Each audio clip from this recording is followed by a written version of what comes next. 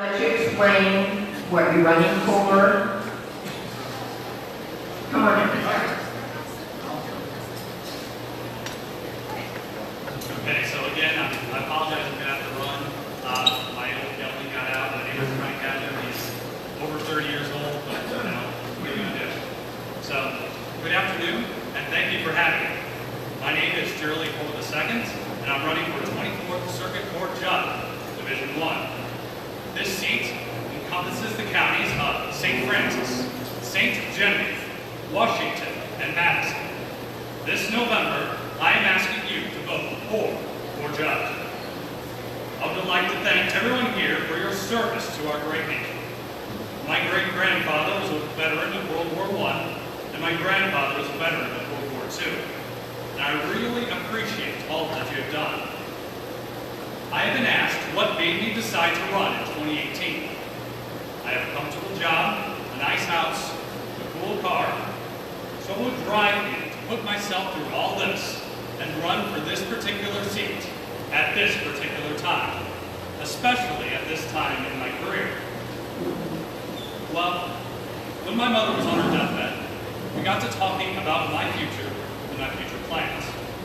She knew that I always had a desire to run, so she wanted to know what I was thinking. As I've gotten older, I've decided that I really have no desire to run for the legislature or to seek out an executive position. The whole process has become a bit too acute for my tastes. As I've done my research, it has always come back to Division 1. I don't know how many of you keep up with the Missouri Supreme Court, but I have great concerns when I keep seeing the same kind of cases coming out of Division 1, getting remanded, and for those cases to continuously be cited by the courts, and other cases as examples of what not to do. As I relayed the concerns that I had for Division 1, my mom really liked that idea. It was clear that this is where I could do the most good. I'm not a natural politician. I'm just a giant nerd. So I was hopeful that maybe someone more charismatic than myself would step up. Maybe someone with a little more hair. Don't worry. Running in 4 counties, or 2,222 square miles, is a Herculean task, and not something that I really wanted to do. Then my mother died. In our family, if something is broken, you fix it yourself. You don't wait around for somebody else to do it for you. There were others who said that they'd run, but when they heard that I was going to do it, they decided not to. There was also a candidate who pivoted to an easier-to-win position. I'm well aware of the challenges that I face and the mess that awaits me when I win. I feel that I am more than up to the challenge and that I have the experience and education to fill my task. I have been humbled by all the support that I've received, and I'm inspired by all of your stories. To have lawyers, judges, church leaders, child welfare advocates, the mayor of St. Genevieve, Republicans, and even Democrats cheering me on has been a surreal experience. I had one Democrat in particular literally boo me when he heard that I was the Republican candidate. Now, after we got talking for a little bit, he told me that I had a vote. I am running to promote a fair, independent, and impartial judiciary to ensure that everyone is treated fairly and equally under the law, as prescribed by our Constitution that you so bravely defended. Justice is blind, and everyone, regardless of if they are rich or poor, black or white, Republican or Democrat, are entitled to equal protection under the law. Again, my name is Gerald II. I'm running for 24th Circuit Court Judge, Division 1, and I ask for your vote. Thank you.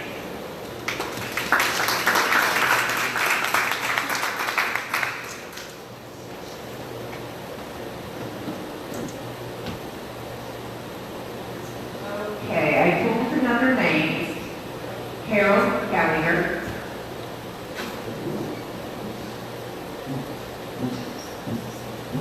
And I'm going to let you tell them what you're running for and everything.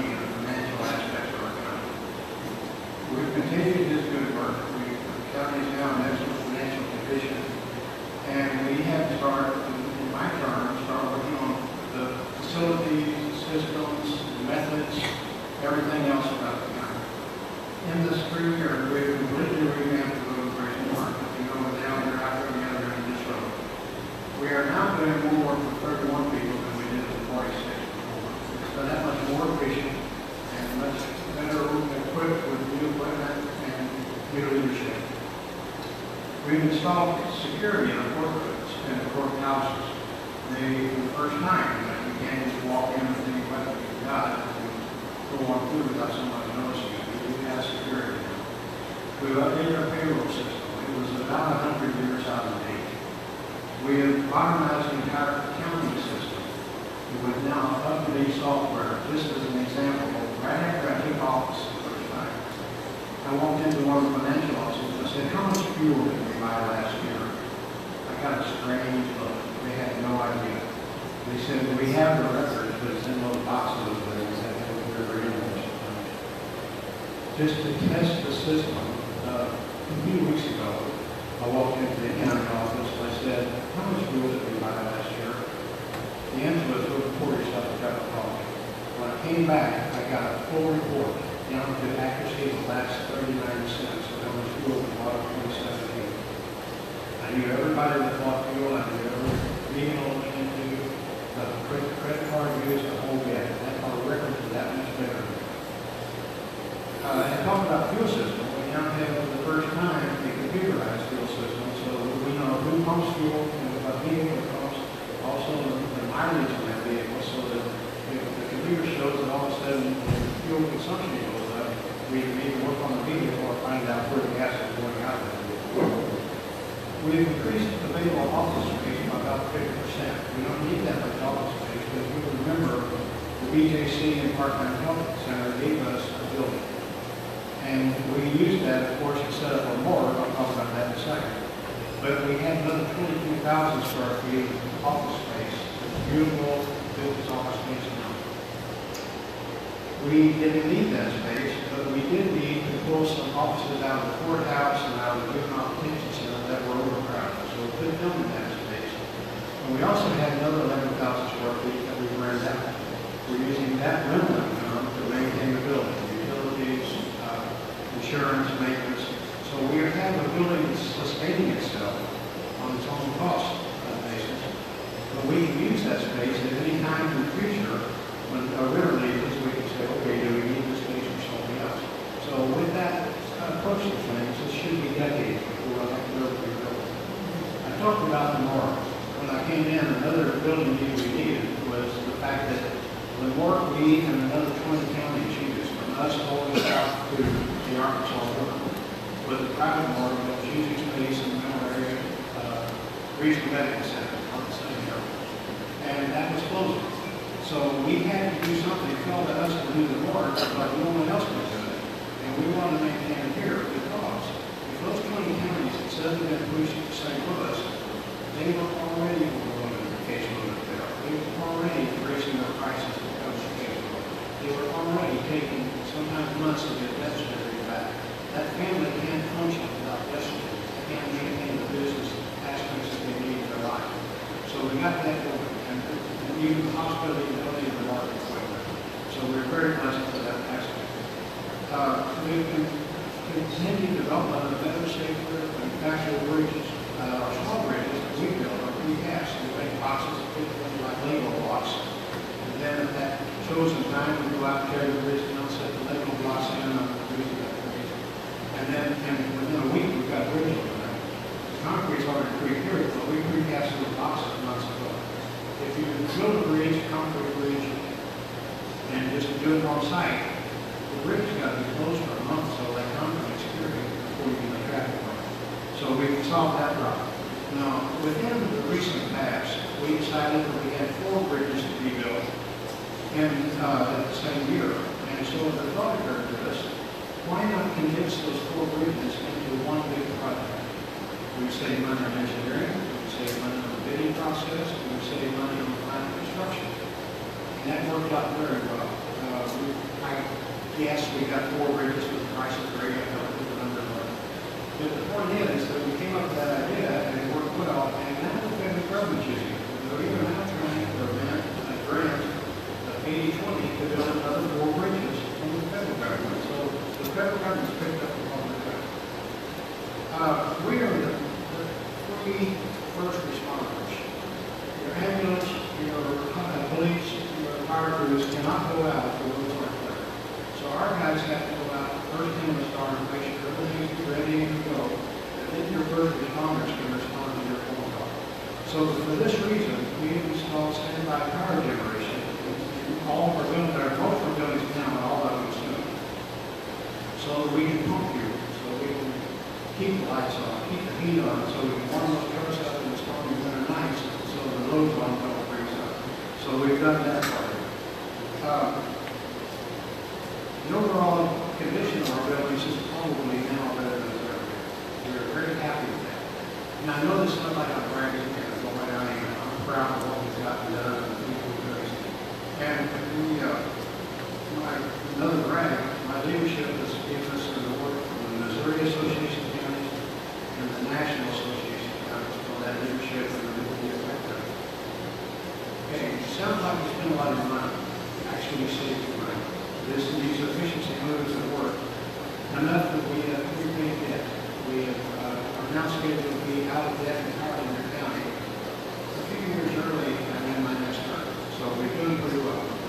I'm here on Gallup. I really would like your vote. Thank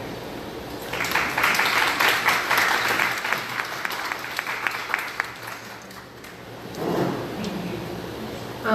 Melissa Gillum.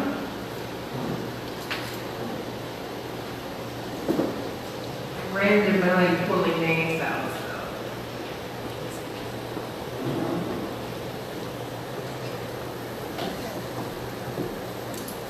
Hi there, I'm Melissa. I just want to say thank you for inviting me to join you here today.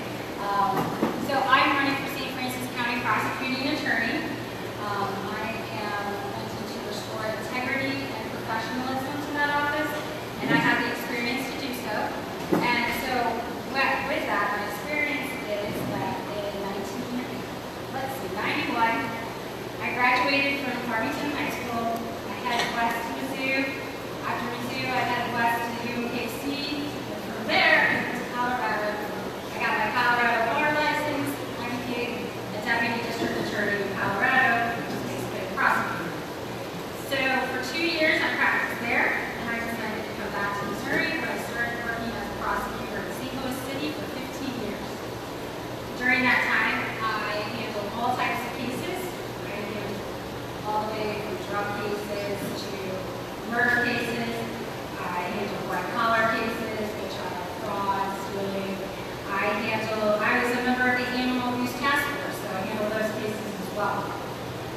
During that time, I won 2 awards. They were the Excellence in Prosecution Award that one attorney in the office was awarded. I won that in 2008 for a case that I handled, which was a murder for hire, where a son and his fiancée hired his best friend to kill his own mother. And I successfully prosecuted all 3 of those individuals. And then in 2012, I won it again for 2 cases that I handled. So I also taught at St. Louis University. I taught law students in trial advocacy, so how to actually conduct a trial themselves. And I also taught at Emory University in Atlanta, Georgia, for 2 different years, where I had to fly down and participate in a boot camp.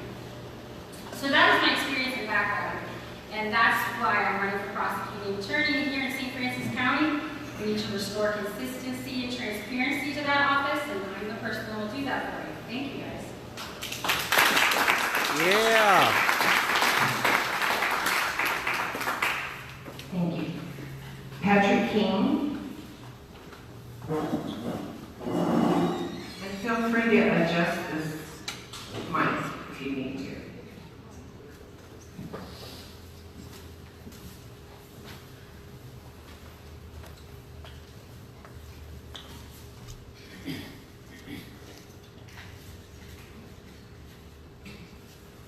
Well, thank you. I'm Pat King. I am running for Associate Circuit Judge Division 4. I want to first of all say thank you to the folks who organized this.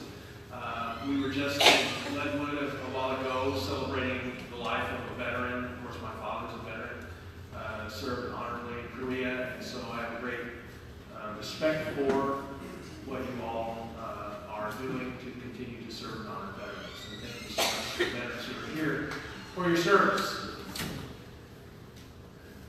My father talked to me throughout my life, and certainly when I began my public life.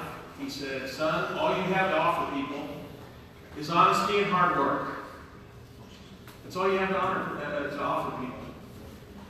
And when I began to think about the possibility of running for this office, I realized in that time that that's really what people expect. That's what people expect from a judge or any other public servant. And so as this campaign began, I realized that what I needed to offer people was honesty, integrity, hard work, and common sense. That was a long time ago, it seems like, before I began this campaign. And as I've gone around this county and I've talked to literally thousands of you, I realized that that's also what you want from the people that serve in public office, particularly a judge, is honesty, integrity, hard work, and common sense. So that is what I come to bring to the table. That's what I come to offer the people of St. Francis County. For the last 20 years, I've been your chief assistant county prosecutor.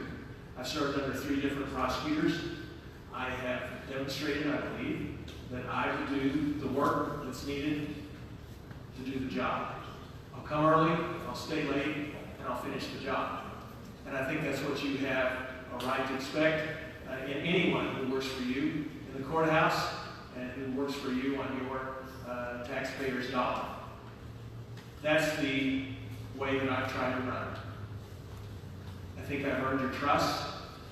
I think I've also earned your trust through the number of civic and community activities that I've been involved in over the years. I've won awards for my civic involvement. I've also won an award for my work with crime victims in particular. And I take great pride in those achievements simply because they recognize what people are doing behind the scenes, maybe when people aren't always watching.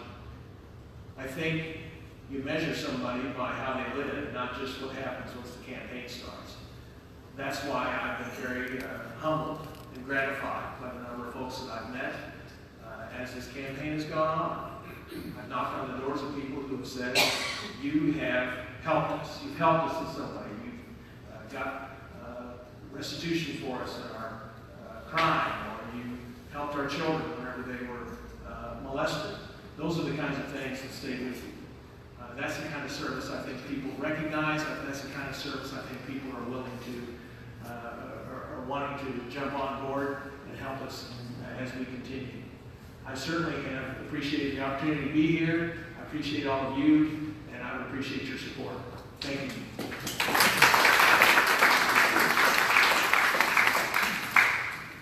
Thank you. Kevin England? I'll let them tell you what they're running for and all that.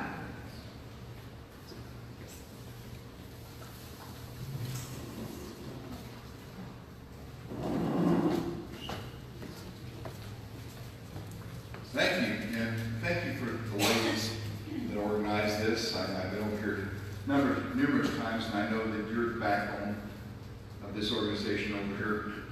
There's nobody that questions that, and we appreciate it. I'm running for county clerk, so let me talk a little bit about my experience.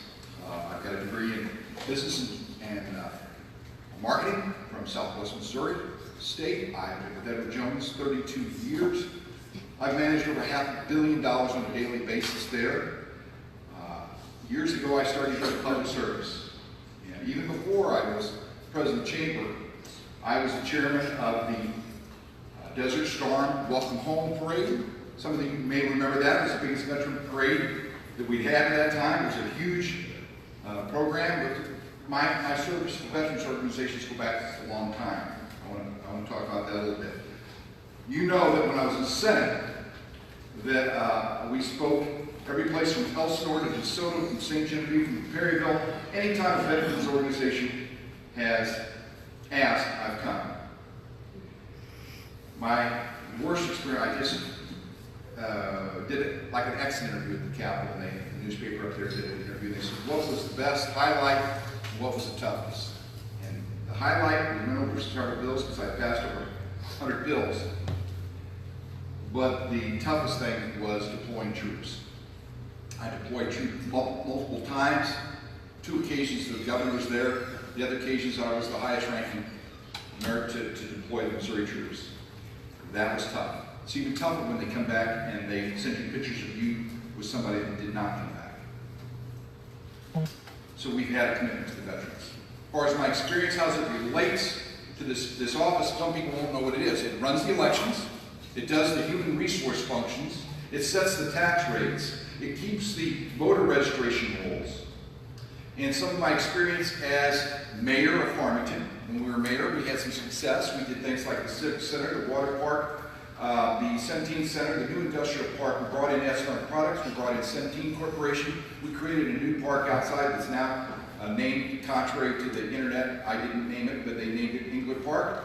And we did the skate park. We doubled our sales tax rate in 6 years without raising our tax rate because we went after retailers. And contrary to the internet, we did not have financial problems during that period of time. We had 6 great audits, and we had enough free cash flow to build a water park while we were doing this. So we had good financials. I went on to the state rep, stayed there 2 years, went on to the Senate for 8 years, where I went to the level of majority leader. I balanced the budget in the worst financial period that we've had since the Depression, a $25 billion. I've done the hard things. The number one thing with the county clerk is managing people. You have several full-time, 6 to 7 full-time. You have 180 part-time managing the elections. Hiring and firing is something I've done on every level that we went to. Am I confident we can do the job? Yes, I'm confident. Would I ask for your support? Absolutely. I need your help. I'm not a shy person. When I tell you we're going to attack something to get it done, we're going to try to do that. But I know the duties of the office. Over the last 30 years, I've prepared myself to have the experience to do those duties. And if you will give me the opportunity, I will get that done. So I ask for your vote November 6th. Thank you.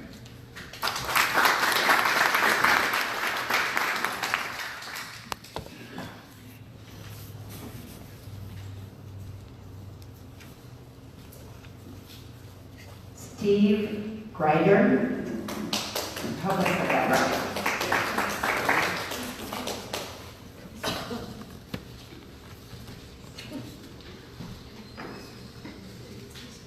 Hi, I'm Steve Greider, San Francisco County Recorder of Deeds. I've been fortunate enough to serve you since 1987. And prior to that, I grew up in Bismarck, went to Bismarck High School, and was lucky enough to work.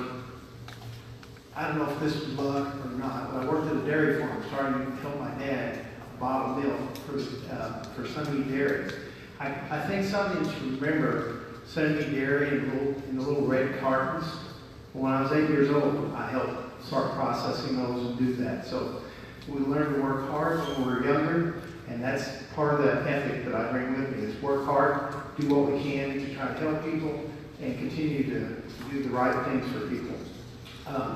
When I graduated from high school, I went to Mineral College, got an associate's degree in construction technology, which is surveying, drafting, things dealing with surveying. So I went to work after that for GRW Engineers, which we drew a lot of the reassessment maps that the assessing office uses now. I drew approximately a third of those. So got me familiar with that. After that, I went to work for Arcadia Valley Abstract Company, which is American Heritage Abstract Company now, doing title work, research, and also got to go out in the field and help with surveying crews. When I run for Recorder of Deeds in 1987, this is my background that I have, that I bring with me. In 87, we didn't have a computer system. In 94, we put in a new computer system in, and then in 2005, we went the next step. We're scanning, digitizing all the records. We've got all the subdivisions scanned, surveys, to where if you want to go online, you can actually look at it. It's online in the office for free. If you want to look online, it costs you money to do that. But this is some of the technology we brought to the office. We want to continue to keep updating. We put a new server in this year to where we can meet the needs in the future. And we're updating our computer system. We're in phases right now to where we're going to go to the next step on the system, which will allow us to automatically index and do some of the things that we have to do manually now. So it's trying to save time and energy to get a lot of these things done. What I'd like to do is continue to serve you as your recorder needs, and I appreciate your vote and your support. Thank you.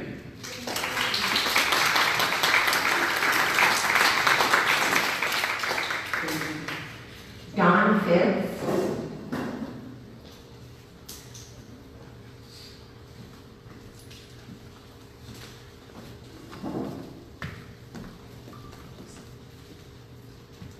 Hi, I'm Don Fitz, and I'm running for Missouri State Auditor. I think probably several people here know Gerald, who is the first person to speak to us today. If you know Gerald, I have something that I wish you would tell him, and that is he promised equal protection under the law for Democrats and Republicans.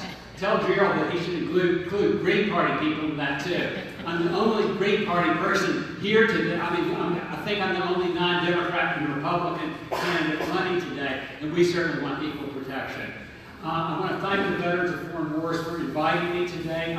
I've spent most of my life dealing with environmental issues, and I think there's a lot of environmental issues that really intersect with veterans issues. If you look on my website, the very first issue that I bring up is Monsanto's auditing Monsanto's use of glyphosate or Roundup in the state of Missouri. And the reason that that really clicked when I got the invitation is that a lot of you may know that many veterans of the Vietnam War were contaminated with dioxin during that war, and it took 20 years of struggle to get the VA to recognize dioxin as an agent which caused non-Hodgkin's lymphoma. Just in July of this year, a groundskeeper in San Francisco was awarded $289 million for being terminally poisoned with glyphosate. The company Monsanto, which has been headquartered in St. Louis, but is now Monsanto Bayer, they manufactured both dioxin during the Vietnam War, and they manufacture Roundup, the most widely used herbicide today. And I want to say that any veteran which was poisoned by exposure to dioxin would be doubly exposed if he works with glyphosate. And that's why if I was auditor, what I would want to do is to audit all use of the state of Missouri for use of Roundup on roadways, on state parks, on schools, and on any sort of governmental buildings, because I think this is something that is very, very damaging. Another issue which is on that platform, which I would think relates directly to veterans, is I would want to audit all costs associated with criminalization of marijuana. I think that is a very important issue for veterans. Veterans have a suicide rate which is 20% higher than the rest of America. Veterans have a much greater problem with chronic pain than other people do because of the injuries which they receive. Some people can take opiates, some people can take other types of medications, but for a whole lot of people, the only thing that really helps that chronic pain is cannabis, oil, or marijuana. And for those people, I think they need to have the right to use that. I think that as auditor, what I would want to do is to audit all costs associated with criminalization of marijuana, including police training, arrest, incarceration, putting people in jail, taking them to trial, the time, prison time, and the time having a parole officer afterwards. I think those funds could be much better used in providing veteran services, which are extremely needed in this state. Last thing I want to mention is something which I think touches all Missourians, and that is Medicare for All. A lot of people have, and it's really being avoided almost all the ads I see for offices. People don't talk about Medicare for All. They might talk about medical insurance, but getting insurance is not the same thing as getting care. And I think that's very important. A lot of people say Medicare for All is too costly. That's why, as auditor, what I would want to do, there's two parts of Missouri medical care that have been privatized. One is for Medicaid, and the other is the care for prisoners. Both of those go to private companies. And as auditor, I would look carefully at how much money is wasted for overhead and profits of these insurance companies that could be saved by a Medicare for All system if it were included throughout the state. So what I'm doing with the campaign for auditor, I want to look at the issues which the other candidates simply are not looking at, which include financial issues, environmental issues, and whenever possible, veterans issues. So I hope that when you go to the polls on November 6th, you won't vote a straight Democrat or straight Republican ticket, but I hope you'll consider what issues the candidate is actually bringing forward. Thank you very much.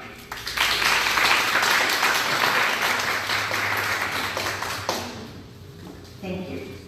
Joseph Goff Jr.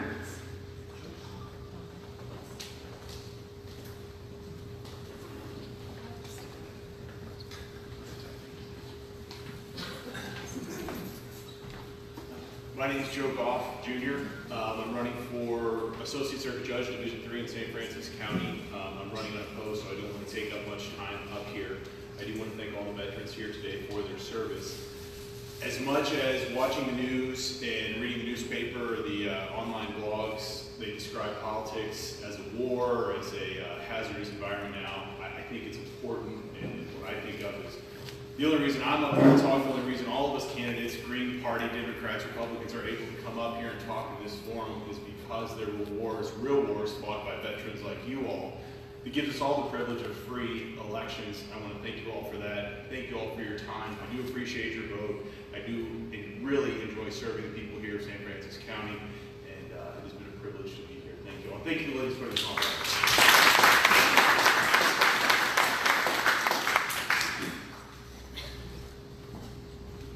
Thank you. Andrew Young.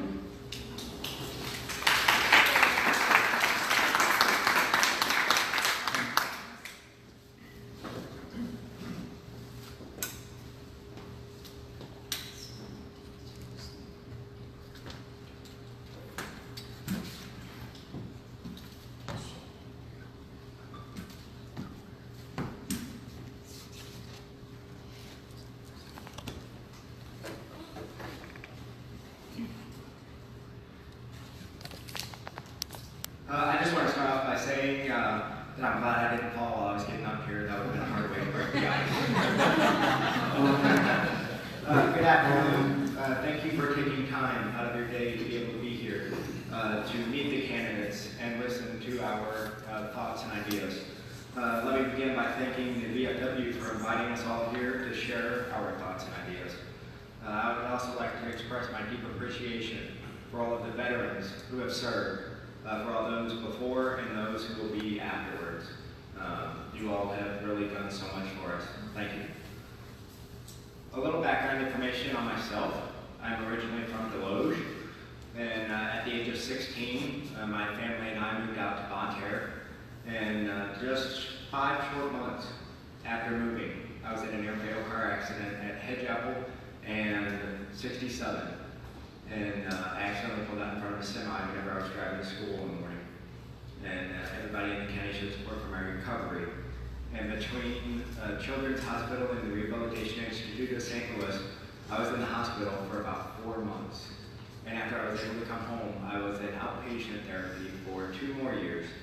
And I'm very grateful to be alive and very thankful to be where I am today.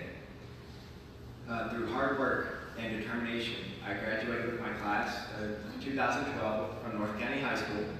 I went on and I graduated from Mineral Area College and then transferred to Webster University, where I graduated this year with a Bachelor of Arts in Political Science. And it has been stated before, I know that I have not been employed in a paid position. While that may be true, at the time that my friends were getting first job experiences, around 16, 18 years of age, I was busy working on regaining the abilities that we take for granted, such as being able to sit upright, being able to stand, being able to walk, being able to move my hands and write, just to name a few. And prior to the accident, at 16 years old, I had not yet defined on what I was going to do with my career, my future. I thought about following my father's footsteps going into construction trades, building trades. But then after my accident, I thought that was out the window and that higher education was a must. While attending Mac and then Webster University, I overcame challenges that many of the other students did not even have to face. But I never gave up. I never quit. I was involved with the Student Government Association at Mineral Area College, where I was elected as president and at Webster, where I was elected as Senator of Arts and Sciences. While a student at Webster University, I was selected as the only student to serve on a selection committee to hire the next dean of the College of Arts and Sciences. With that, I spent a lot of time reading resumes, conducting interviews, and speaking with the other members of the committee to be able to choose which candidate was best for the job. Along with that, with Student Government Association, I served on the Public Safety Committee, where I worked with campus officers to be able to ensure a safe environment for all students. I was also on the Accessibility Committee, where I worked hard to provide everyone with an accessible campus that everyone could be able to use. I even spent many hours with a small group of students being able to balance budgets, being able to allocate funds to other student organizations. Technically, I could have graduated from Webster last year, but I learned that there was an internship opportunity, and I was able to serve as an intern at the the state capitol for 5 months, where I worked for Doug Beck, who is a representative over District 92, which covers Acton and South St. Louis. It was a lot of fun. Yes, there was a lot of free food, so of course that made it fun as well. I learned a lot about government, processes, laws, relating with others, working with those on both sides of the aisle, and teamwork. I decided to run for county clerk long before I filed. I had not made my intentions known publicly. When my opponent filed, I could have easily walked away from that challenge of my opponent because he is so well known and he has a war chest of over $50,000 to spend on this election. But as I said before, I never give up, I never quit. From the very beginning, it was like a David and Goliath story. After my accident, the citizens of this county rallied around me and my family, supporting us financially, emotionally, and spiritually. It was after this incredible outpouring of love and kindness that I began thinking of a way to repay those that so willingly gave to us. That, and along with my passion for history and government, I threw my hat in the ring once our current county clerk, Mark Hedrick, decided that he was going to retire. I felt the position of county clerk was just right for me. Being a public servant would give me the opportunity to give back to the citizens of St. Francis County, as well as my desire to increase the involvement of young adults in government and voting processes. I know at the last election, only 1 out of every 5 young adults showed up to vote. I thought that was very sad. So I would like to be able to serve everybody, regardless of party affiliation. And there are many duties of the county clerk, and that just extends beyond the voting process. Along with being the county's election authority, the county clerk is responsible for human resources within the county, payroll, the accounts payable, dealing with the county commission, serving as the secretary, the official keeper of all county records, preparing the county's annual bid for publication, as well as any request for proposals. The county clerk also keeps a list of all local tax levies and keeps reporting to the state of Missouri as required by law. Mark Hedrick, the current county clerk, has assembled a dynamic staff versed in every one of these duties. I look forward to learning from them and working with each one. I'm a young man looking to make positive changes in county government, a public servant that will serve all citizens despite political affiliation. I appreciate your consideration and vote.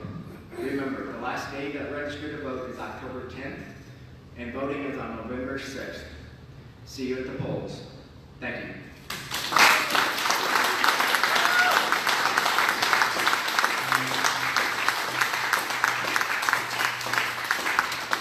Thank you. Sean McCarver.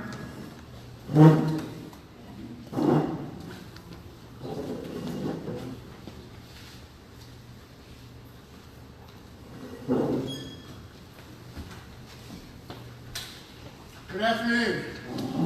I appreciate such a nice crowd here. I want to thank the veterans and the ladies for putting this on. The food is great. I didn't have very much to eat before I started speaking, which would betray from my physical size. Maybe you might have expected that I would eat a little bit more than the bite that I had, but on the other hand, I don't want to get up here and right in the middle of talking, have to cough or belch or do something else, that would be bad during a public speaking, okay? But thank you all very much for this. It's very kind of you to let us all show up and tell you why we would like you to vote for us. Thank you. I was born here in St. Francis County. I'm 58 years old. I was born in Bonne Terre, lived in Deloge for a short period of time, then grew up in Flat River where my parents and grandparents had Reagan's drugstore on Main Street for forever, basically. And I learned at a very, very early age working in the drugstore, usually without pay because it was a family business. So you did what was necessary to do.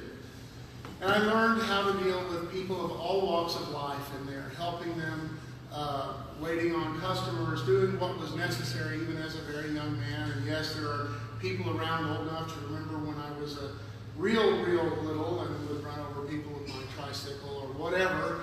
I hear those stories all the time, okay? But I learned how important it is to give your attention to everyone. And the judiciary is the same sort of public service. You give your attention to everyone. I decided to be a lawyer, and I went to college at Central Missouri State University, where I got a criminal justice degree with a minor in finance. I then went to Mizzou for law school. I was at the top of my class, both in college and in law school. I came out and opened a private practice in Flat River, now called Park Hills. And 1 year after starting my private practice, I was appointed Park Hills Municipal Court Judge, which is the nighttime judge, okay? The one where you hear the traffic tickets and the assaults between neighbors and the lawns that are not mowed and every kind of minor offense. But as it went along, they started passing city ordinances on DWI and drugs and other things. So we had those kinds of cases coming through the municipal court as well. Eventually, I started practicing, my private practice went from 1984 until the end of 2010 when I became full-time judge. So I practiced for almost 27 years. I was a municipal judge for 25 and a half years of those 27 years before starting my time as your probate judge or Division IV Associate Circuit Judge, okay? Now, during my private practice all those years, I did all of this. I knew early on I wanted to be a judge, and so I did everything I could to get ready to handle all areas of the law. So with that in mind, I was nearly 20 years as the prosecutor in the juvenile court under Judge Murphy and a little short period of time under Judge Sandy Martinez, okay? And in addition to that, I served a year as a public defender in which I did lots of felonies and lots of misdemeanor cases for ordinary folks out there who couldn't afford criminal cases. I took legal aid cases for poor people from the time I started my private practice right up until the time I took judge. Lots of attorneys who do legal aid in the beginning get experience, and then they stop doing those kinds of cases. I made a deal with Terry Schwartz, who was the head of the legal aid office that serves this area, that I would always do them as long as I practiced, because I'm committed to folks who don't have enough money to hire a lawyer to have experienced representation in court, okay? So I did those kinds of cases. I did probate work, which is wills and trusts and guardianships and conservatorships and criminal defense and criminal prosecution. And I did civil work such as Social Security disability and workers' comp and car accidents and every other kind of personal injury case, including practicing in federal court, which in retrospect, after looking back on it, practicing in federal court is probably not the greatest idea in the world for anybody. The lawyers in the room understand that. But be that as it may, that's the experience I had when I decided to run. My predecessor, Jim Kelly, was the probate judge for almost 36 years. And he's the second longest serving judge in Missouri's history. And he was doing a good job, so I sort of waited until he got ready to retire. And I ran for his seat because I had all of the experience. The probate court, Division 4, as it's called, hears probate cases, which are cases involving wills and trusts and the estates of people who have passed away, or the estates of people who are alive but not able to manage their money. Those are called conservatorships.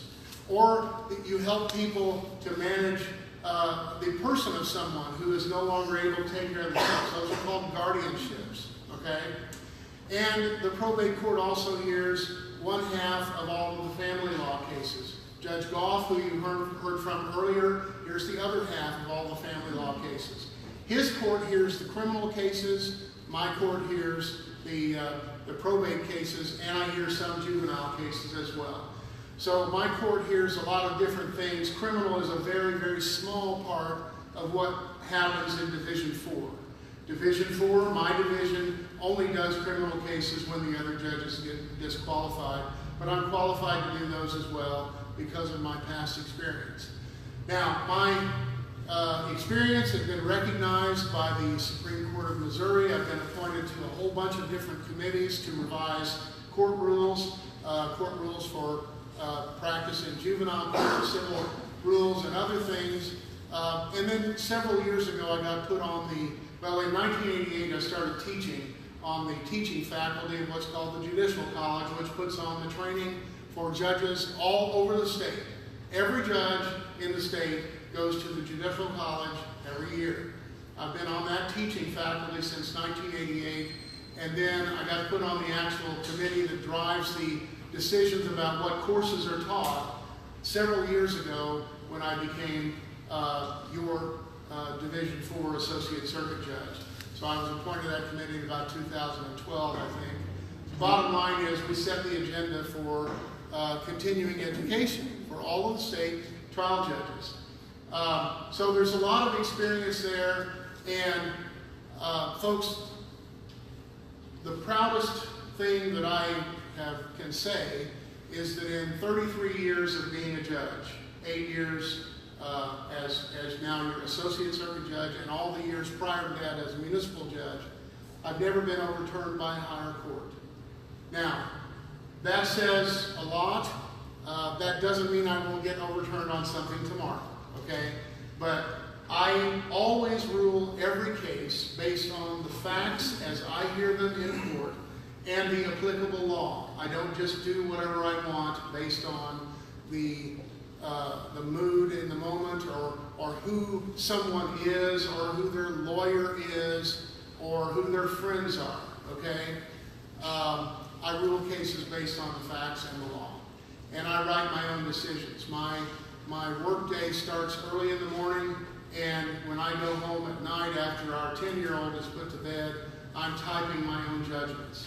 And if you go around and talk to whatever lawyer you know, you can ask them, and they will tell you they're getting emails from me sometimes with finished decisions at 3 or 4 in the morning. In addition to that, the probate judge hears nighttime and daytime applications for mental health emergencies. In other words, if somebody is suicidal or having a problem, I get the call in the middle of the night. I wake up and I do a court order. Now, they used to bring them to my house, but now they send them by email, so I can do them in my pajamas now. But they send them by email, and I look at them, and I do an order if it's called for, and I send back. And one of the other nice things that I think I've done, Sheriff Bullock is at various times when you talk to him, he's 16 or 18 deputies down from what his allowable budget is.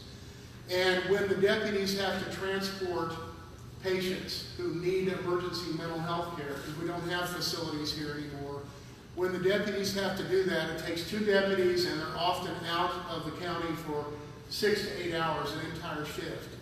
This was a problem. So many years ago, after I first got on the bench, I convened a meeting with folks, the sheriff's office and others, and we worked out a deal with the ambulance district, and most of these mental health things can be billed. The county is not losing any money on the operation at all, and the ambulance service can take the people to whether it's Poplar Bluff or Phelps County Regional or St. Louis or wherever they have to go. They're going now not by deputy, but by ambulance. And that was a deal that I worked out with the sheriff and the ambulance district and Parkland Health Center. And folks, that is saving you in your county a lot of money in terms of deputies being away. We need our deputies here to answer law enforcement calls. So that's a little bit of my history, and I appreciate your patience. And with my long description here, I'd appreciate your support. I'm running for re-election for Division 4 Associate Circuit Judge. Thank you very much.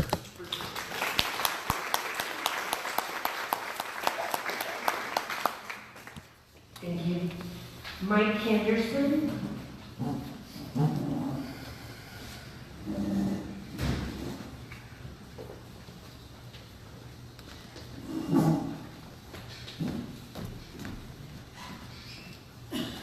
Good afternoon. How are you all doing? I want to thank the members of the VFW for having us over here, giving us this opportunity to speak to them.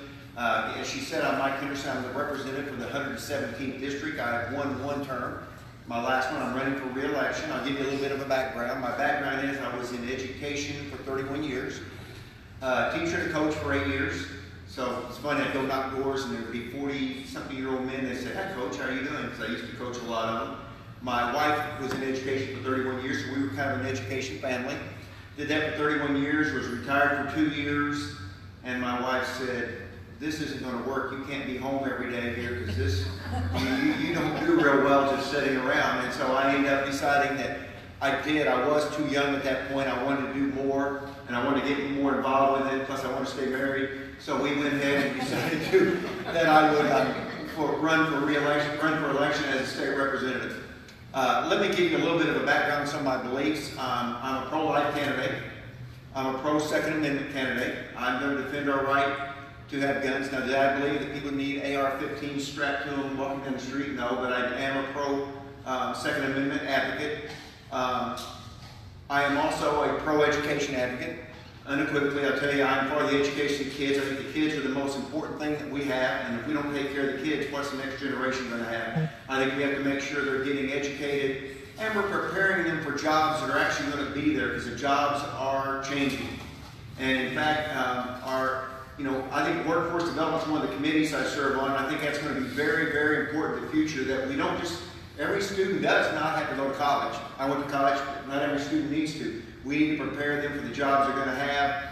And as a state legislature, there are some things that we can do to try to help with that process, and I'm a believer in that. So those are a few of the things. And the fourth thing I think I wanted to speak about was health care, which is on everybody's mind. And most of that's going to be done at the federal level, but there are things we can do at the state level to help with the, I hate to say it, but the terrible health care situation that we're dealing with. I've been fortunate enough that the speaker put me on the Missouri Health Cohort. We've been meeting all summer. It's a statewide committee to look at that across the state to see what can we do with health care. We've heard speakers on drug transparency, closing of rural hospitals, and a number of other topics. There are some things we can do at the state level. Some of it we need the federals to do, but I think it's something that we have to address. I think if you look at it, you'll see that part of it is payer mix. Some people pay and some people don't. And the ones who do pay, if you really want to get down to it, pay for the ones who don't pay. And we've got to find a way, because we still want to take care of everybody. And how do we control this on our health care?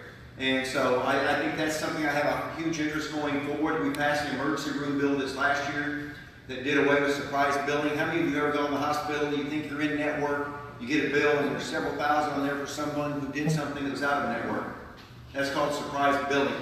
And no longer can they do that after August 28th unless you are told that there's going to be someone working on you and you agree to let them, knowing that you're going to have that extra amount. So there are some things that we can do, and that's another area I'm going to try to fight for in the near future.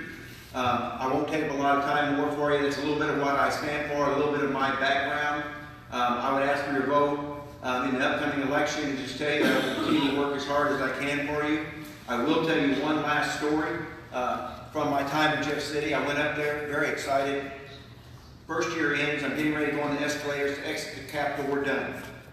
I'm getting on the escalator and I think, I don't ever want to come back. Because that first year is very frustrating. You learn a whole lot. I got really nothing done.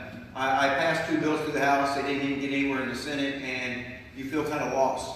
I get on the escalator into my second year, and I'm thinking, I can't wait to come back. I got 4 bills passed. We did some good things. We got the emergency room bill. So it's kind of a game of learning how it's done. How can you do things to make things better for everybody? And I had 2 different experiences. My first year and then my second year. And I would like to go back a 3rd and 4th year, try to represent you, and hopefully we can get some good things done. Thank you.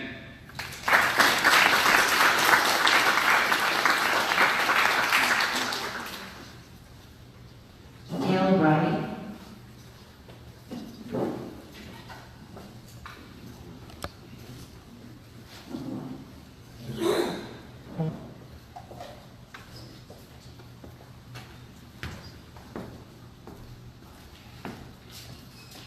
I'd like to thank the VFW for the opportunity of being here today. My father was a veteran in 4 engagements in Belgium, in Germany, in France, Czechoslovakia, and he was a proud VFW member and an AMVETS. One thing that he insisted whenever he passed for us to give a significant part of his our inheritance to the AMVETS and VFW, and so we did that, and we're honored to get to do that. You know, I wish I could have spoken before Mike did, because he just talked about his first year up in Jefferson City. I'm looking at maybe my first year, and so it makes me a little nervous, but I will tell you, as far as I know, I'm the only person running as a first-term freshman in the House of Representatives in Jefferson City that actually went up there during the last summer. I went up there most weeks to see how things worked, to learn how things work. Now, maybe you think I'm a slow learner, maybe I am, but I went up there to be able to learn and to meet people and to understand the personalities and to understand the policies and procedures. Because if I'm elected, and I hope that I am, I want to be prepared and hit the ground running. My background, I'm born and raised here in Farmington and the area. I went to Farmington High School, graduated from Mineral Area College. I worked at Mineral Area College. I've been in healthcare administration for 40-some years. I also was in an ownership group that owned a company called NIMED in the industrial park. We manufactured medical products, and we grew the business, a Farmington business, to the 86th largest medical device manufacturer in the United States. So we did a really good job there. I worked in healthcare my whole career. My last position, I worked as the chief contracting officer, which is essentially the chief operating officer of most companies. We were about a $7.5 billion corporation, and I think that prepares me for the budgets and all of the things that you face in Jefferson City. In Jefferson City, the total budget's around $28 billion. Of that, about $9 billion is discretionary. In other words, 2/3 of the budget is spoken for. It's by law, it has to be spent there. But in the discretionary, it's up to those legislators to determine where that money is distributed. And so I have experience in dealing with 9 zeros instead of 6 or 4 or whatever. And I will tell you that's very important, because just a fraction of a percent of a change in a budget could be $5 million to $50 million, etc. So I want you to know I'm prepared, I'm ready. I've been running for this office for about a year now. And we've got 30 days left, and I look forward to representing the people in the 116th district. Now, every time I go to Jefferson City, I'm reminded the big shoes that I have to fill, and that's Kevin Engler's shoes. He was known as kind of the go-to guy in Jefferson City. Anytime someone wanted something done, they went to Kevin Engler. And I will tell you, those are some big shoes to fill. I will tell you, I'm not Kevin Engler, I'm Dale Wright. And so I will do things different than Kevin, but I want you to know I appreciate him representing all of us. I want you to know I've been endorsed by Missouri Right to Life, the Missouri State Teachers Association, the NRA. I've been endorsed by some labor unions. I've also been endorsed by the National Federation of Independent Businesses, and I would appreciate your vote. I look forward to working hard for you, and look forward to serving you and taking your ideas back to Jefferson City to represent all of us. And one last thing, I have to say how much I appreciate Mike Henderson. He has been a mentor to me, as well as Kevin Engler, as well as Rick Francis, Elaine Gannon. They have taken me under their wings and shown me how this thing works. And if I knew when I started this that what I know now, I might not have done this. But I tell you, it's a real privilege to think that I could be, if I'm fortunate and you elect me, I could be one of 163 people representing the 6 million people in Missouri. That's pretty awe-inspiring. And so I will do my best. I pledge to you I will do my very best. And I want you to know my door would always be open for anyone, anytime, to come and speak with me if I'm elected. So thank you so much. And again, thanks to all of you for having us here. Appreciate that.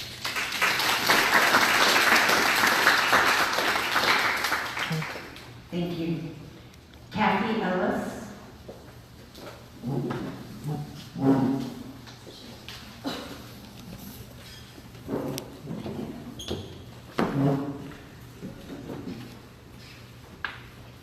Well, the first thing I would like to do is thank everyone for having this wonderful day for us. One of the things that my dad told me was that you have to show up for the veterans. He was a veteran of World War II. He enlisted when he was 17 years old, and he spent his time in the Philippines. And one of the things that I grew up with was a dad who was wonderful sometimes, and other times he would have rages, and other times he would have depression. And since I went into a profession that deals with that on a daily basis, I'm a clinical social worker and an addictions counselor, and I've been doing that for well over 30 years, I became aware at that point in time of what he was suffering from, and he had PTSD. And he remained untreated for most of his life because he didn't want to go to a psychiatrist. And so when I see people here today, my first thought is, number one, thank you so much for your sacrifice. And number two is, I remember my dad's words in my dad's life, and I want to be someone that will stand up for the veterans and get them the wonderful services that they needed and not what they're settling for now. So that's one of the things that I'm running on right now. So I'm very pleased to be here, and I was very excited to get this invitation. I rearranged my schedule so I could be here. So it's very important to me. So a little bit about me. As I said, I'm a licensed clinical social worker and an addictions counselor. I've been doing that for over 30 years, had my own business. And I grew up in House Springs, Jefferson County. I'm a 6th generation Jefferson Countyan. And I'm also a child of grandparents who grew up during the Depression. And they were literally living in the St. Louis area at that time because they thought it might be a place that they could make a living. And they found out that they couldn't. So they came to Jefferson County. My mother's family had lived there for many generations prior to that. And they began to live the American dream. My grandfather was a barber, and my grandmother worked for the post office. And she was one of the early people who started the Postal Clerks Union. So it allowed us to have that middle-class life that I think everyone wants in this country. So I stand for working families, I stand for good jobs, and I stand for people that don't have those jobs. We need to have a robust economy so that we can provide those jobs for anybody that wants to work. We need to rebuild our infrastructure in this district. We need to have a program of Medicare for all as part of our health system. We can't get there right away, but we want to work toward ways that we can do that. And we want to have our good public schools. We want to empower them. We don't need charter schools in rural areas, and we do not need vouchers in rural areas. We will not have education if we have that. So these are the things that people have talked to me about in the past year and a half that I've been running. I have been to all 30 counties of our district. Most of you know this, but I'll say it anyway. It is a district that extends from southern Jefferson County, everything between southern Jefferson County and the Boot Heel, following across the Arkansas state line, almost to Springfield, back up to Rolla, and then DeSoto and Hillsborough. I have traveled 47,000 miles on my once new car in 2017, and I have been to all 30 counties multiple times. It has been difficult and challenging when you have to drive 4 hours to get to the farthest most point in the district. I would not trade it for anything. It has been the most incredible experience in my life, and I feel very honored to meet all of the people in this district. This is what they have told me. I would sit down after I started running in March of 2017, and I'd say, what keeps you up at night? And they would tell me. And every place that I went throughout this district, these were their three concerns. And so, in addition to that, I want to talk a little bit about some of the special issues that are associated with veterans. You know, we know veterans suffer from PTSD. In some places there are the facilities to deal with it, in other places there are not. I had a young woman that came up to me a couple of weeks ago, and she said, Kathy, I heard that you're really supporting veterans. And I said, yeah. She said, I gotta tell you, she said, my husband has probably got the worst case of PTSD that anybody has ever seen. But since we live so far out in a rural area, we don't have any services for him. She said, I had to go into therapy just to learn how to deal with him. He's afraid to come out of the house. He has rages. He's unable to access services. That's wrong. We have to come up with solutions for that. In our district, we have some of the poorest facilities, shall we say, for computer service and for getting on the internet. We need broadband. If you have broadband in an area, you can have telepsychiatry. You can actually bring help into someone's home. It's not expensive. It can be done. So that's one of the things that I'm thinking about. I'm also thinking about having mobile vans that come into the rural areas to find people who need that help and to give it to them. Why not?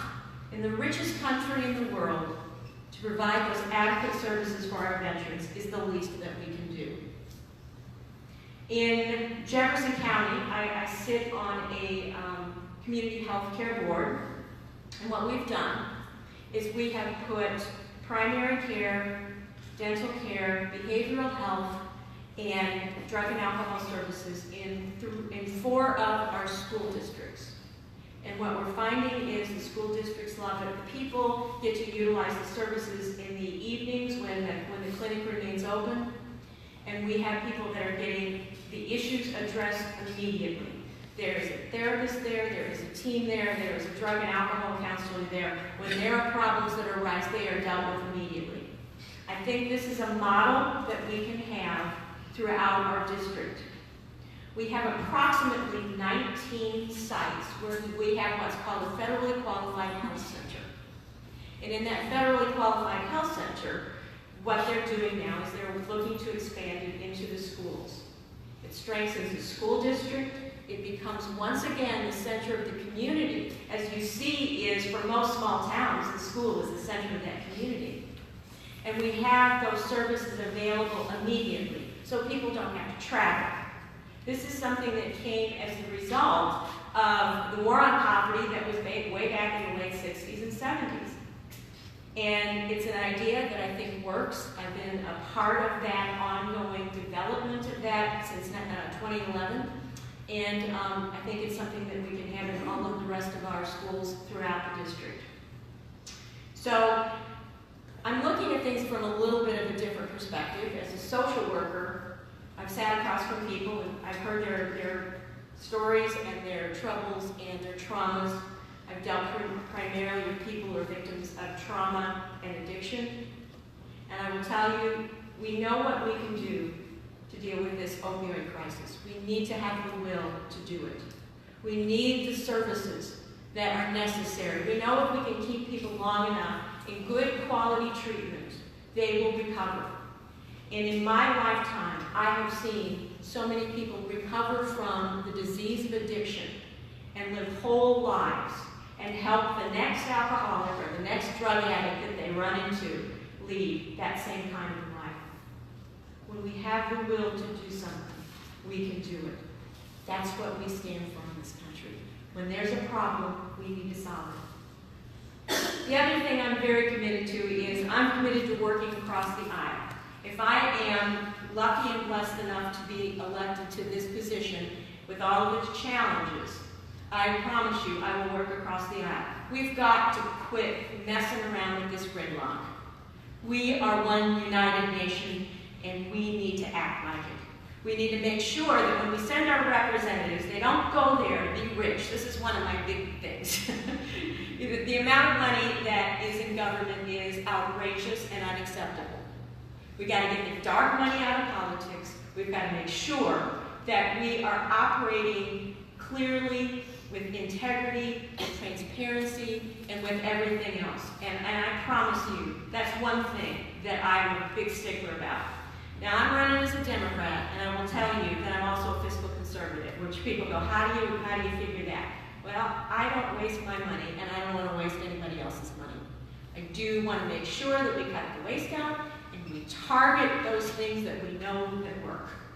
So it's going to take me a little time to get a feel for what those things are, but that's what I'm telling you that I'm going to do, and you can take me at my word.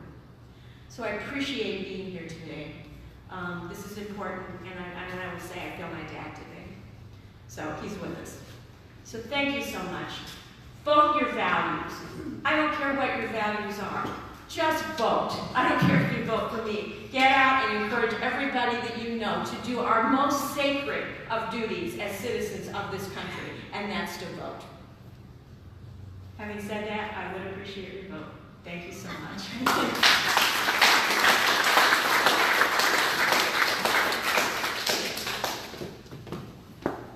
Thank you. Sandy Martinez.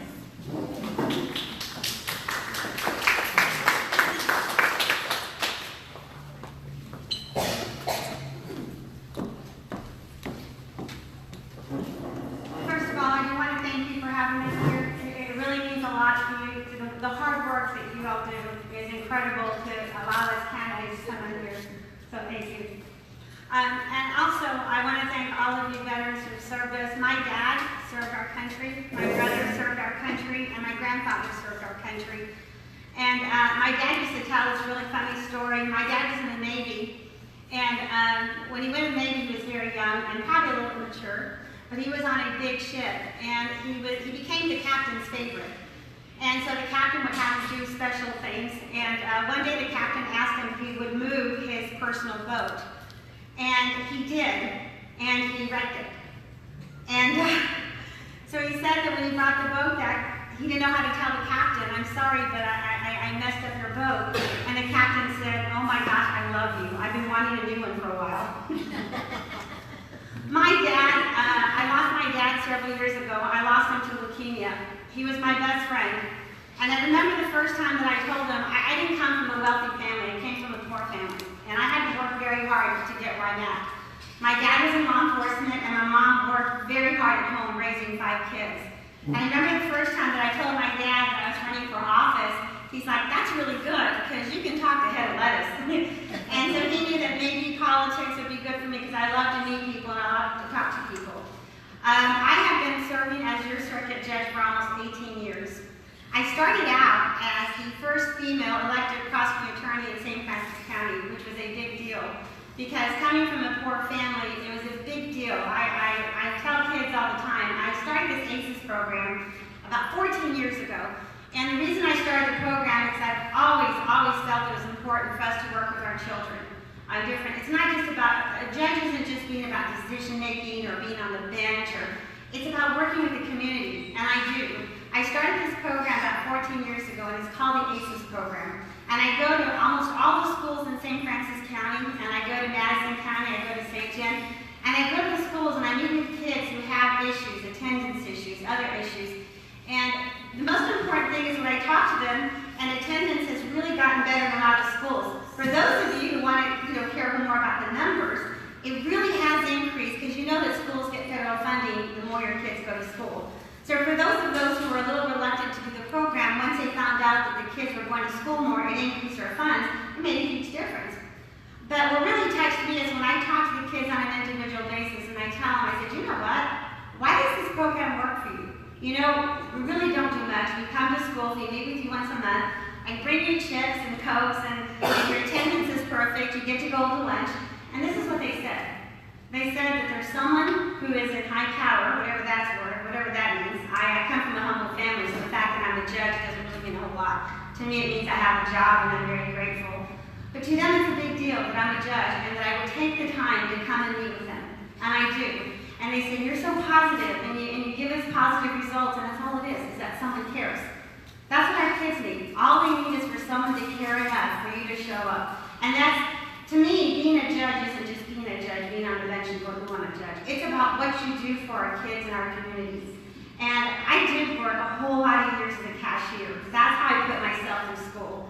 And then through working as a cashier and scholarships is how I became where I'm at. And I tell kids all the time, because when I went to law school, most of the people I went to law school did come from families of doctors and lawyers and people like that. Not that there's anything wrong with it, I'm just saying that I had to work really hard. So when I go talk to my kids, I remember one child looking at me and saying, you know, seriously, you know how hard it is for me to get there? I go, I know, but guess what?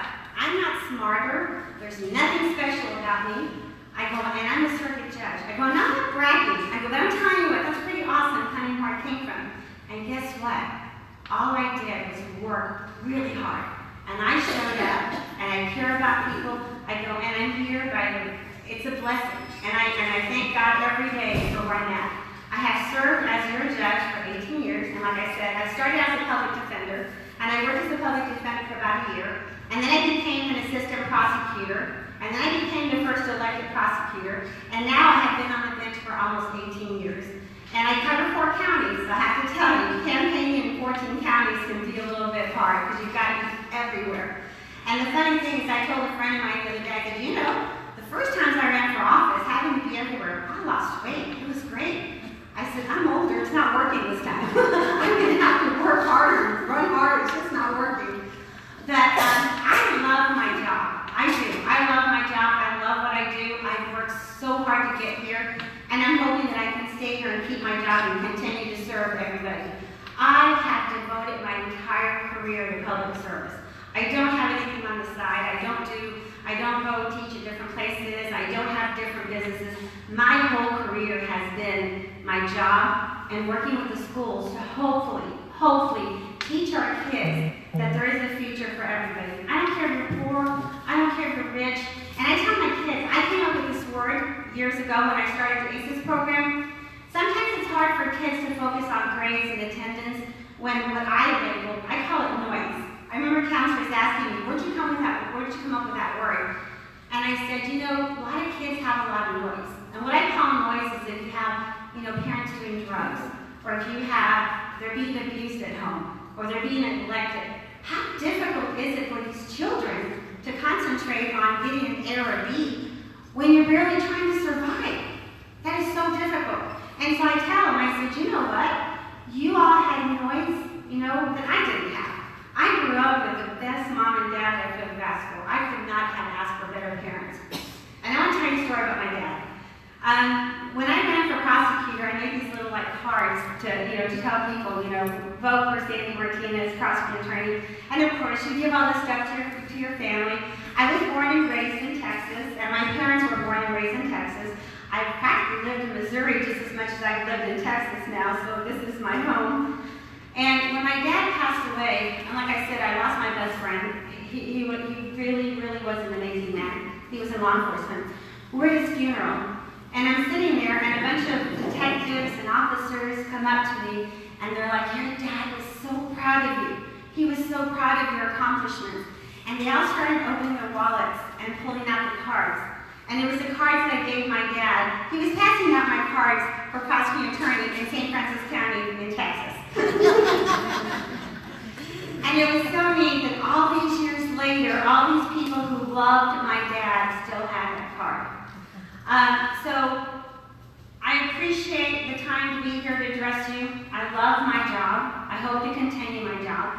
I know that Mr. Poor, my opponent at Statesman's Statements, I have always, from the day that I ran for office, I focus on myself.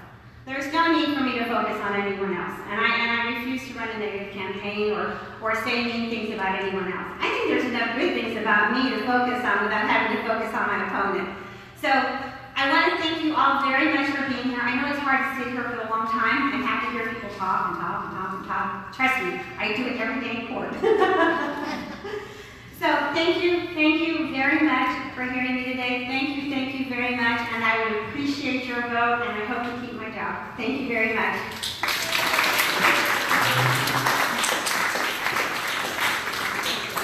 Thank you. Louis? That's all right. Everybody calls Betty, Jared was a no-show today. He did not show up. Before we go any further, I want to direct your attention to this right here. We have a bunch of opposition amendments that's coming up on November the 6th. This is amendment number 4, and I volunteer with Middle Area Elks to do bingo.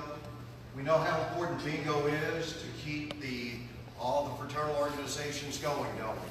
Yes. We have a little problem. It's a constitutional amendment that says that you cannot volunteer to work for bingo unless you're a member of the organization for 2 years. It's an absurd rule. Absurd. If we have to vote now to change the constitutional amendment, if you vote yes, that'll mean that any member of that fraternal organization only has to be a member for 6 months to be able to volunteer.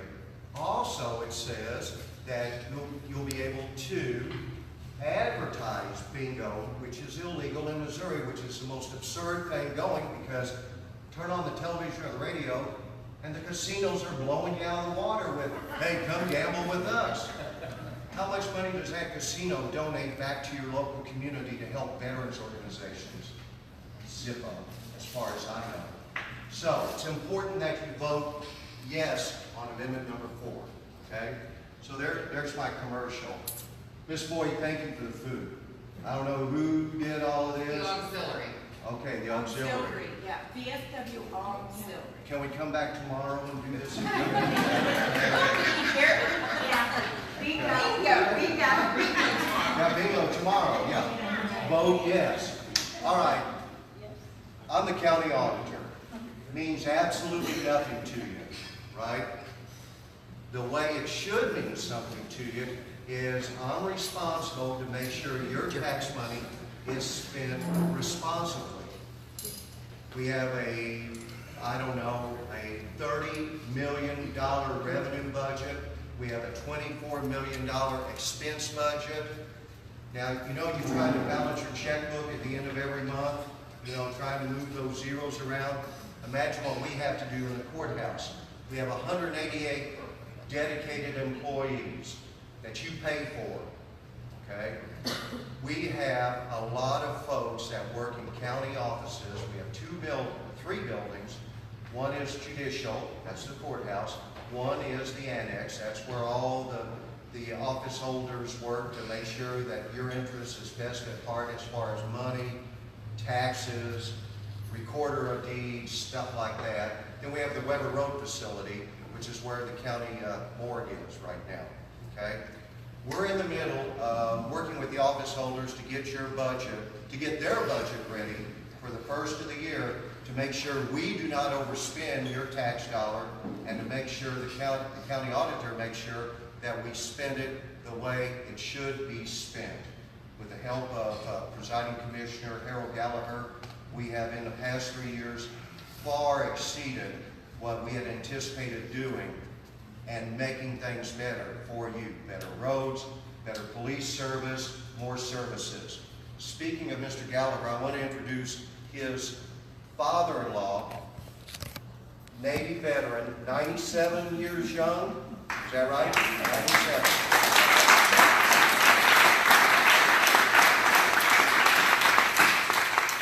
He's just 97.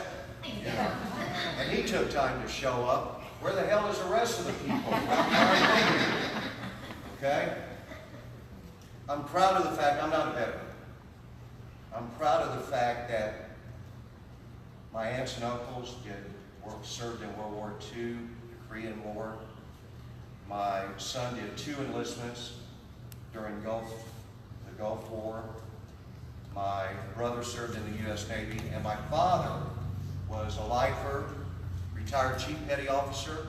He was a hard hat diver. And when I tell people that, they go, "What's a hard hat diver?" You've seen the movies where the guy puts on the big suit, the big helmet and everything, the big shoes, and jumps overboard, and he's got this hose walking along, working. That's what my dad did for 22 years. Now imagine that. I cannot imagine what you veterans go through on a daily basis serving us. I live in Elvins, Missouri. Old-timers know where Elvins is. You young kids only know it as Park Hills. Well, I live in West Park Hills, if that helps you. All right. I have 3 terrific children. I have a ton of grandchildren. They're okay. I'm babysitting tonight. That's all right. I also have a wife that just retired, special education teacher for over 25 years. I have, by the way, I'm her poster boy for learning disabilities. I really am.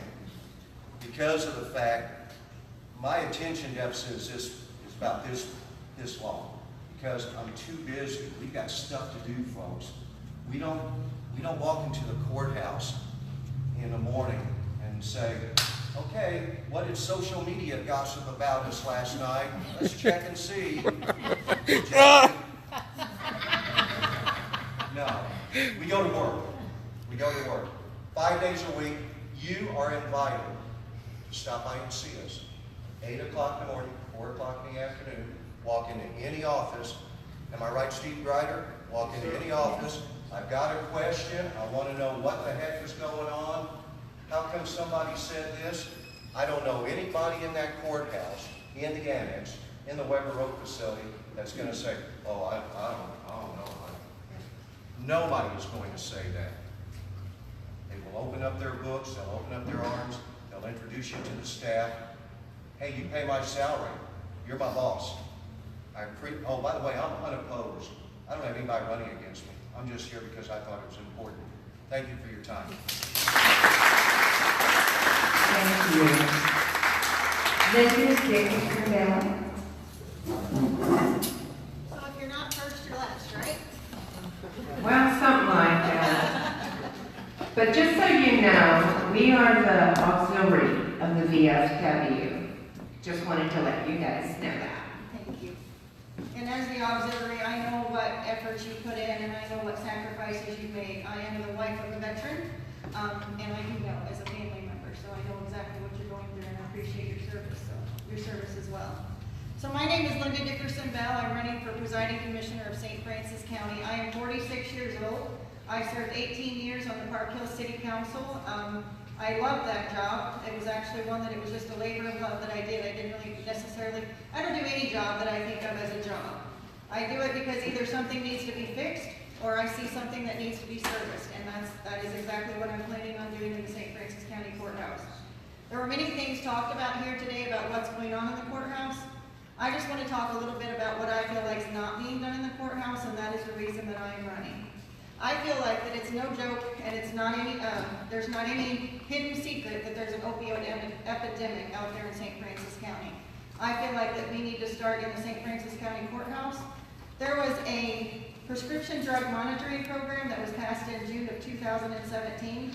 I feel like we need to get to work and start making that happen in the courthouse, because I'm tired of seeing our family members, our children, our grandchildren die from this epidemic, and that's what I'm going to be working for. I have an open door policy. I always have had. My office is inside the Farmington Presbyterian Church. I will tell you, I'm the director of Habitat for Humanity, and that again is a labor of love. You cannot just walk in my office there and consume my time, but if you want my time, all you have to do is make a request, and I'll make sure that that happens for you. It will be my goal for the commission to operate more openly and to allow the citizens they represent to take part in the meetings. I will see to it that any items that need attention will be done so following Section 610 of the revised statutes of Missouri relating to the Sunshine Law. Policies will not be put into place that would restrict the general public's input or participation. I would like to see more of the decisions and deliberations taking place inside the meetings in front of the people who are paying for the jobs to be done. I will not allow the public to be abused for merely asking questions of the commission or speaking their opinions. I will not forget that I work at the pleasure of the residents for the county. I often hear that the offices should have term limits. I believe they do. I believe every time these offices are up for re-election, if you don't like what you see going on in the courthouse, you have the right to fix it.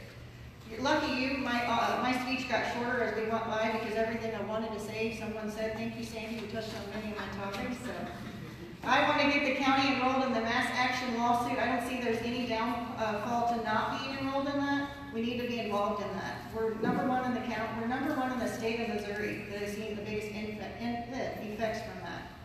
I want to establish a mental health court. I also want to consider a veterans court. Those are people with special topics, just like Mrs. Ellis spoke about. Those are people who have special needs. I don't feel like they should be going in with these judges and setting in the regular general population and being chastised for the things that they're dealing with, because I feel like it's a sickness, not necessarily something that they can control. So that's something that I want to do. I want to continue to reduce the debt of the county. Harold has done a fine job with that. He's also done it just on the heels of David Cramp, who did a wonderful job with that as well. But most of all, I want to make sure that the people in the communities and the people in our county are heard from. If you have something to say, I'm very easy to find. I can remember knocking on doors, and there's a number of them that I knocked on. I remember one gentleman handed me back my flyer, and he goes, "So you need to tell me this is really your cell phone number on this flyer?" And I said, "Yes, sir, it is." He goes, "You're not lying to me?" I said, "No, sir, I'm not. So if I call this phone number right now, you're going to answer me?" And I said, "No, sir, I'm not." And he said, "Then it's not your cell phone number?" I said, "No, but if I know you're calling, I'm not going to answer." So it is my cell phone number. It is my email address. If you want to reach me, I'm very easy to reach. Mr. Hoppy, I think you can attest to that. I was on the council for many, many years. Anything that you want to address with me, even if I'm not the most popular person because I don't agree with you, I will always listen to you, treat you fairly. Mr. Henderson, I told your wife this earlier. You are a true public servant. You have listened, and I appreciated that, and that is something that I will never forget, and I want to do the same for our county. Thank you.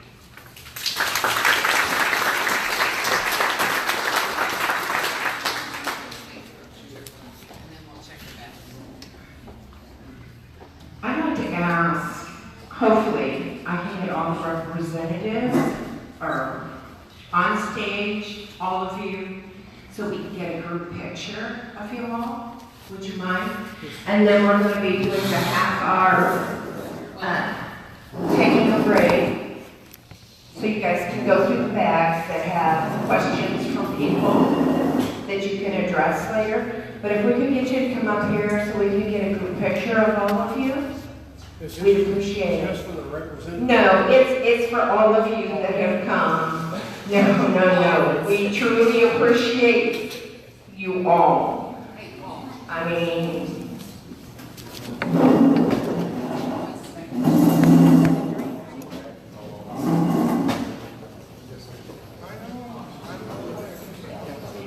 the service that all of you do, public service, everything, we appreciate more than you know.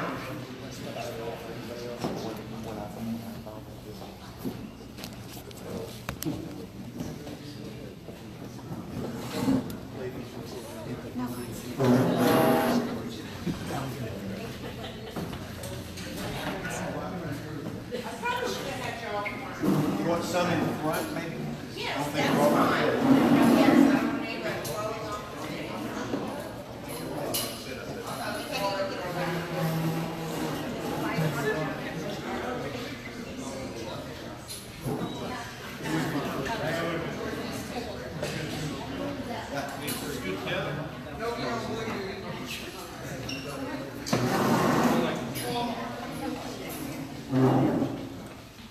Yeah, move those balloons out of the middle there, George.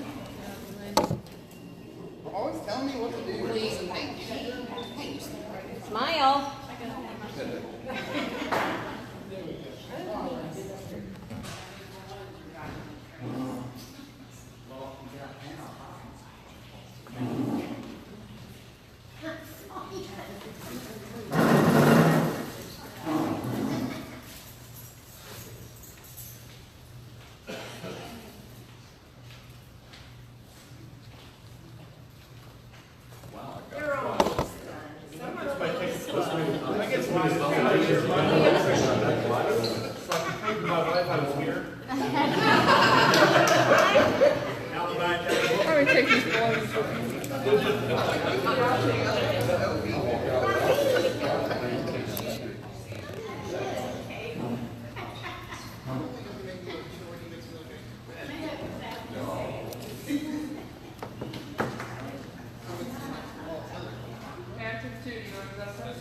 You want this way too? Sure.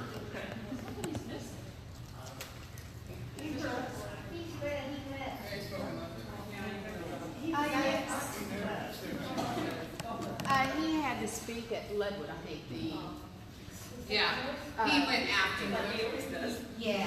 There was Several of your events went on.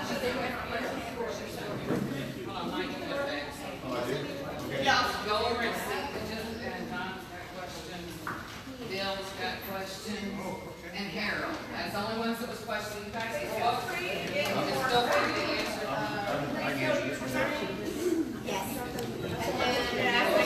Oh, I'm sorry. No, I'm sorry. It was me.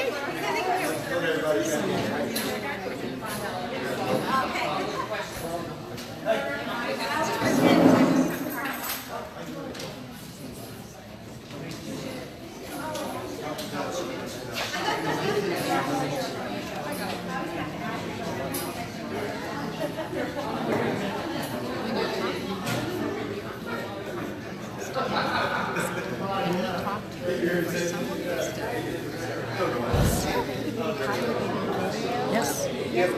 That'd be great. I'll put it on YouTube. Yeah. Do you want to give me your email address? Yes. And I'll email you the. Oh, that'd be great. And any pictures? I never had Facebook, and I finally have it. My dad's like, Mom, take pictures. You gotta do something. No selfies.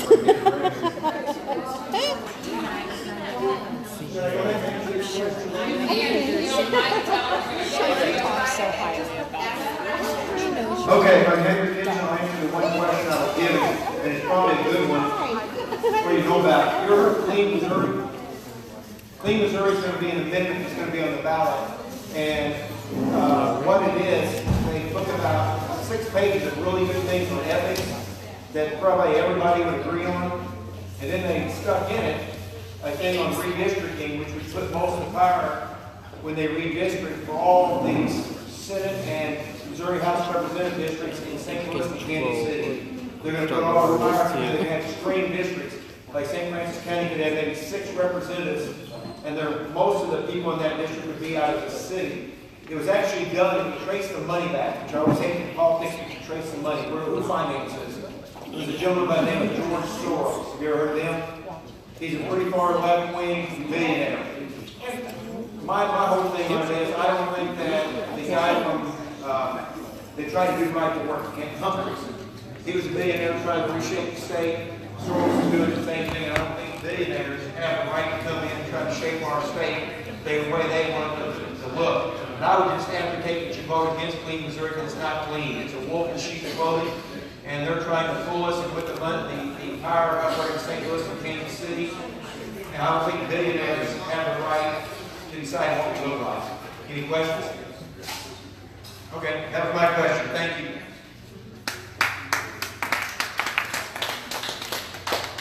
I'll answer this rather quickly. human resources job.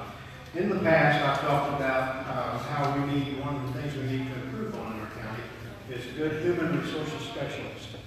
This would be a person that's trained and experienced in human resources, critical needs. Why not use the present people in there? We've tried that for several decades. It's not worked real well. This is probably the same reason you wouldn't go to a doctor or a lawyer that wasn't formally trained for that job. It's a very important aspect. Now, this would still work under the county clerk's auspices. There's an office or a desk in there for that purpose.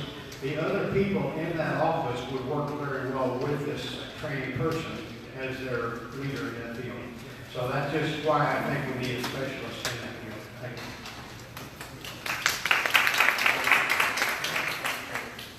Okay, I have two questions. The first one is, do you go to the same barber as Kevin Engler?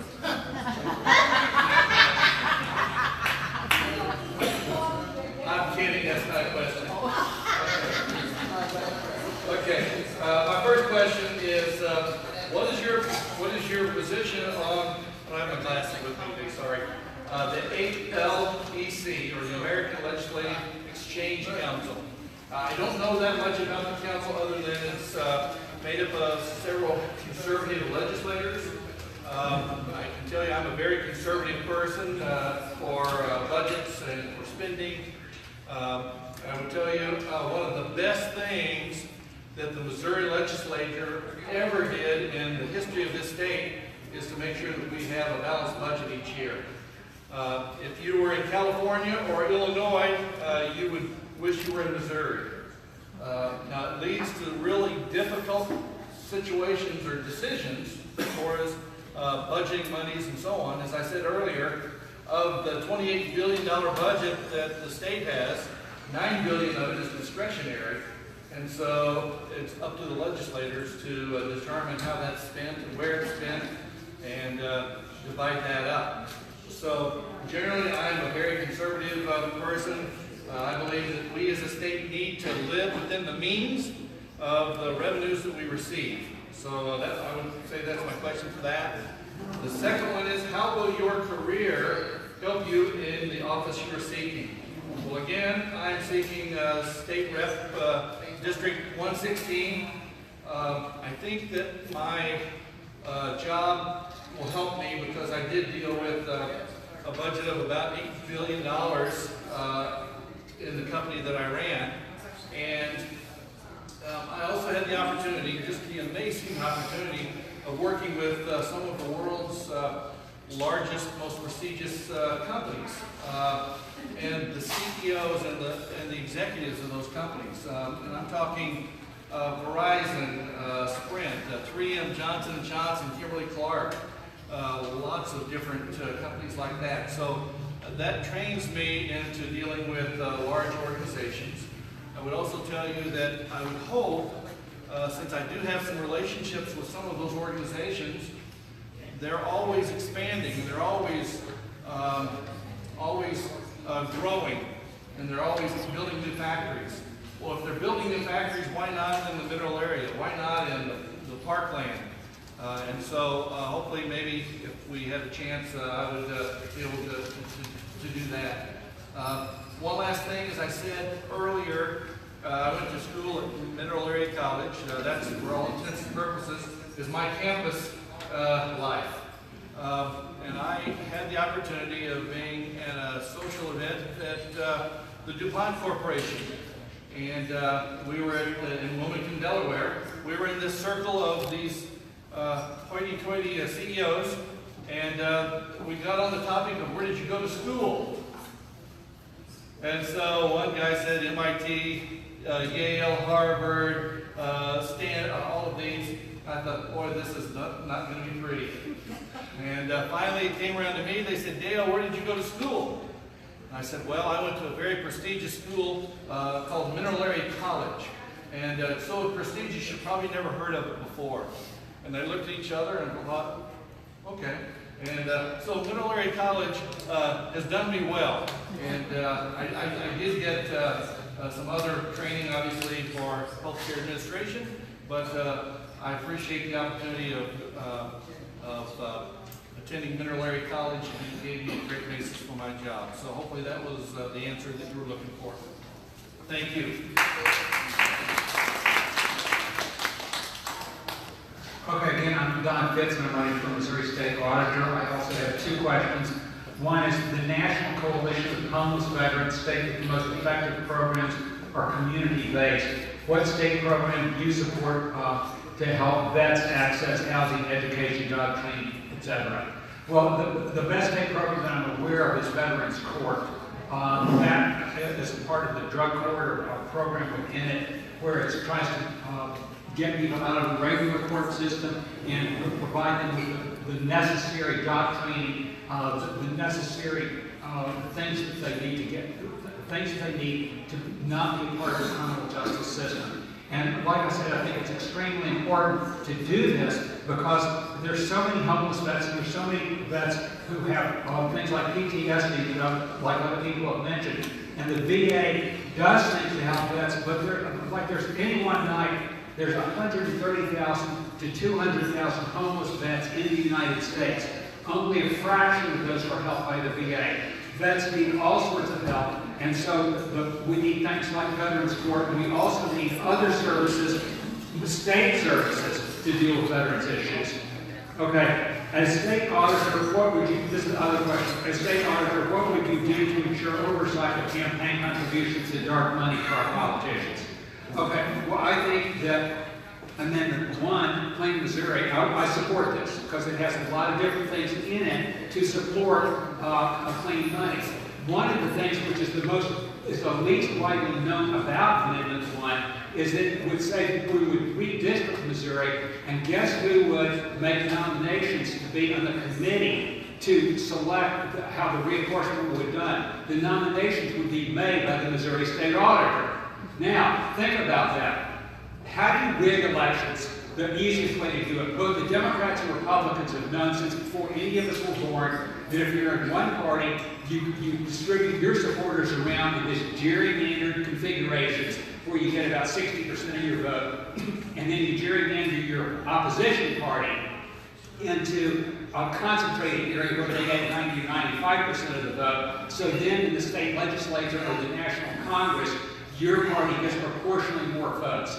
Well, I can tell you two things that's very important about redistricting. One is you don't want a Democrat to do it because they'll favor the Democratic Party. The second is you don't want a Republican to do it because they'll favor the Republican Party. So who should be the auditor who's not in favor of giving special privilege to either the Democrats or Republicans? You want a Green Party to do it. And when we're a majority party, which may take quite a while, then you want one of the other small parties to do it. But the thing is, either one of the parties, I think, would gerrymander those districts, and so we need a truly independent auditor to make nominations so that districts are based on geographical cohesion and not on getting a majority in the state legislature. Thank you very much.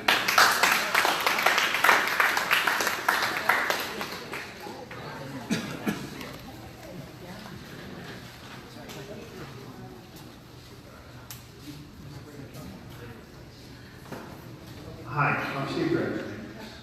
One thing I forgot to mention that's very important to the veterans, we have an honor reward that if veterans sign up for, give them a little ID card. They can go to places like Plumbers and some of the restaurants, they get discounts for serving in the military. So I forgot to mention that earlier, and I forgot it, but I thought it was something very good. Yes. Do they go to your office? Yes, to sign up, or you can actually sign up online. Click on the website, you can actually sign up. So it's something very good for the veterans. If you have a business and you want to sign them up, feel free. You can go online, you come to the office, you can sign up and give the veterans a discount. So it's a very good deal for the veterans, especially someone that served their country well. Appreciate you. I would like to thank everybody for coming out. As you all know, I'm auxiliary president here. Robin was our legislative chairman. We got Cheryl Donaldson up here, which is our treasurer plus something else. And we got Jordan Donaldson in the back, the historian, Joyce Bird, secretary. But before we leave here today, I would like to ask Carl to please come up here.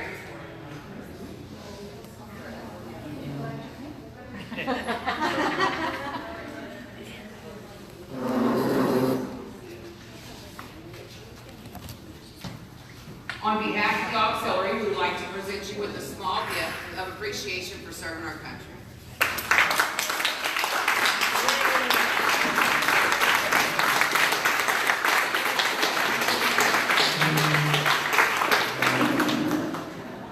Now, we also have two other veterans here that come. Tom, if you could please come up. He's talking. How about you, Bob?